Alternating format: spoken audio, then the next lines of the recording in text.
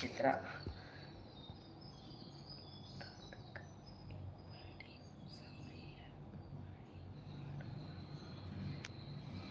என்னம்மா புத்தாண்டுக்கு சாமி எப்படி வரணும்னு கேட்குறீங்களா?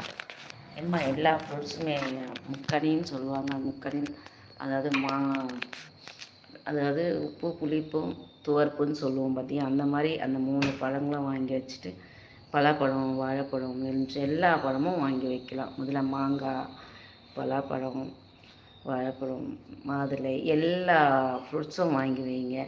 வாங்கி வச்சுட்டு வெத்தலை பாக்கு வைங்க, பூ வைங்க தட்டில். அப்புறம் நம்ம வீட்டில் பணம், நான் எப்போவுமே பணம் வச்சுருப்பேன் சாமி தட்டில். எப்போவுமே இன்றைக்கும் இருக்கும் பீரோவில். சாமிக்குன்னு ஒதுக்கி எடுத்து வச்ச பணம், அதை அப்படியே சாமி கும்பிட்டு அதையே நான் அப்படி தான் எடுத்து வச்சுருவேன். அதை எடுத்து செலவே பண்ண மாட்டேன். நீங்கள் எப்படின்னு எனக்கு தெரியாது.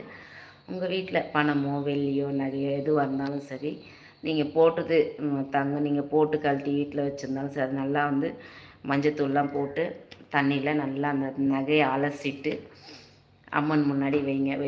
வெள்ளியோ தங்கமோ நம்மளால் எதால் முடிஞ்ச, அந்த வெள்ளி தங்கம் இல்லைன்னா கூட பணம் இருக்குதா, நம்மளால் இருக்கிற பணத்தை தட்டில் வச்சு விளக்கேற்றி சாமி கும்பிடுங்க. அதுவும் வந்து நாளைக்கு சாமி கும்பிட்னா இன்றைக்கி நைட்டே எல்லாமே அரேஞ்ச் பண்ணி எடுத்து வச்சுட்டு கண்ணாடி ஒன்று வச்சுக்கோங்க. எல்லாம் உங்களுக்கு யூடியூப் பார்த்திங்கனாவே உங்களுக்கு தெரியும். எல்லாமே இருக்கும். யூடியூப்பில் பார்த்திங்கன்னா உங்களுக்கு கிளியராக இருக்கும். அது பாருங்கள்.